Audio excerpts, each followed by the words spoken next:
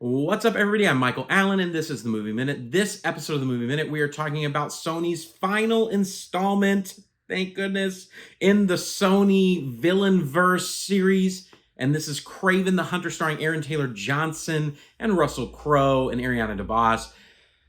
Oh, my goodness, am I thankful this is done.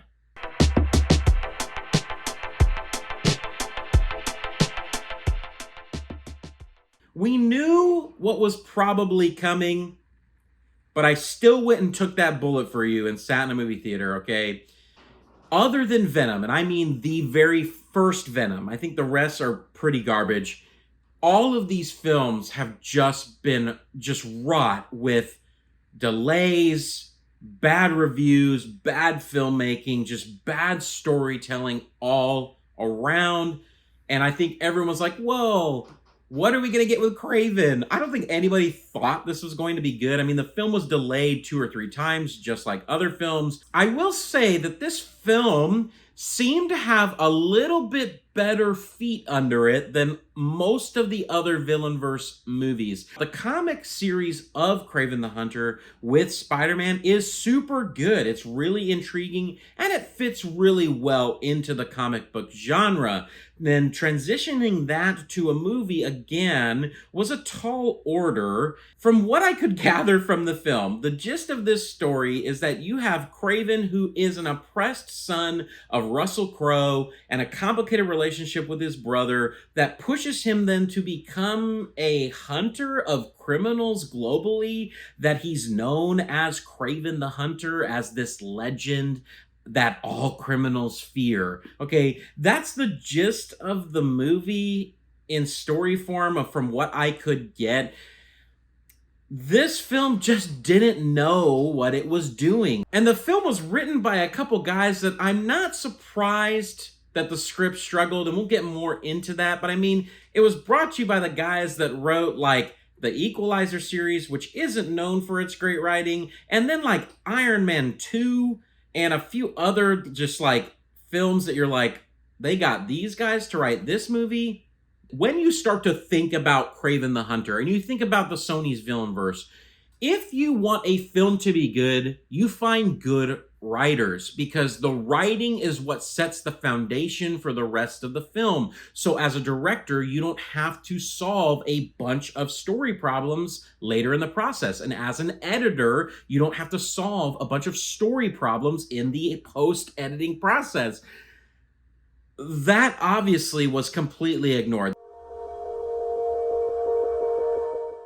I think first and foremost, Aaron Taylor Johnson as well as Russell Crowe give interesting performances. I mean, they are good actors. Why they signed up for this type of project, you tell me. The beginning of the film, the first 20 to 25 minutes, really presented an interesting story foundation, but they absolutely didn't capitalize on it, and it was cut really weird. But the actual first 25 minutes, there were some moments, and a lot of the marketing right now for Kraven is like, oh, the first 8 minutes is so incredible. It's like, yeah, because the rest of the movie is terrible, but the first 8 minutes was pretty solid. So, I mean, I'll give it that. All of the fighting sequences and all of that stuff are the most interesting parts of this entire film, and they are executed well. So let's dive into the 90-foot deep pool of things I didn't like. Okay, I'm just joking. I'm not going to talk forever about all the things that I didn't like about Kraven. I mean, I think everyone online is going to be talking about this over and over and over again. But what I want to dig into, which was the most glaring thing about this film that if you fixed could actually have made it a significantly better film, was the dialogue. The written dialogue in this movie was laughable. I mean, there were so many lines in this movie. You know what this movie felt like? My friend said it that I saw it with this week, and I was like, that is literally perfect. This film feels like it was written by Michael Scott from The Office, and it's like he wrote Threat Level Kraven instead of Threat Level Midnight. I got a delivery for you. Leave it at reception. I'm supposed to deliver this one in person.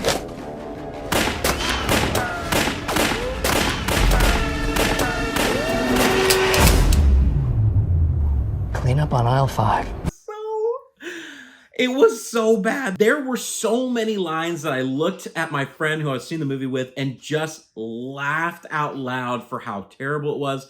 And the uniqueness of that is these writers were not trying to write stupid dialogue. They were trying to make these scenes interesting. Ariana DeBose, I am sorry, like her lines were just laughably bad. Who's next? They were so bad. Every single one of her lines was just canned expository garbage. You don't understand half the character's motivations because of the dialogue. It's just telling you what's going on instead of giving you emotions and subtext to understand what's happening inside of our characters. That's my dialogue rant. It just was really bad. I don't need to talk about the story. I don't need to talk about anything else because when you don't write good dialogue and good scenes, the film will be bad. And that is why Kraven the Hunter is a terrible film. It suffered in so many places, and it's because of the writer. I'm not going to actually even bash JD, who directed this film, JD Chandor. It's like, he probably did the best that he could. I mean, he's trying to work, okay? I don't think that it was his fault that this movie was so bad. I think it just was the script was that terrible, and Sony doesn't care. They don't care if these movies exist. I'm fully on the conspiracy train now that Sony is making these movies to retain the rights and also to write off taxes at the end of the year because of a failed product. I mean, they are not trying with these films. They're not giving these films the opportunity to be good. From an entertainment standpoint, Kraven the Hunter is not entertaining. It is entertaining as much as it makes me laugh for how terrible it is, and it doesn't even succeed well in that space. So I will give Kraven the Hunter a 3 out of 10 for entertainment. From a critic's standpoint, because the writing is so terrible, it just crushes the critics' rating. But, I mean, there are guys who are trying their best in this film, so I'd give it probably a 4 out of 10 for critics' rating. I mean, I am happy that Russell Crowe and Aaron Taylor-Johnson tried. That's as much as you can go with this. So, averaged out 3.5 out of 10 for Kraven, which was really no surprise for me. From a badge standpoint, you've heard me say it, you saw it coming. It is a big, fat dumpster fire. This film is absolutely not worth your time. Don't go see it. It's probably not even worth streaming. Maybe watch the first 8 minutes, 20 minutes of this film and be like, whoa, that was really cool. And then shut it off because the rest is worthless. At the end of the day, Kraven the Hunter is everything that the Sony Villian Verse has been. Mindless, soulless, terribly written garbage. It added nothing to film. It added nothing to the Spider-Man universe.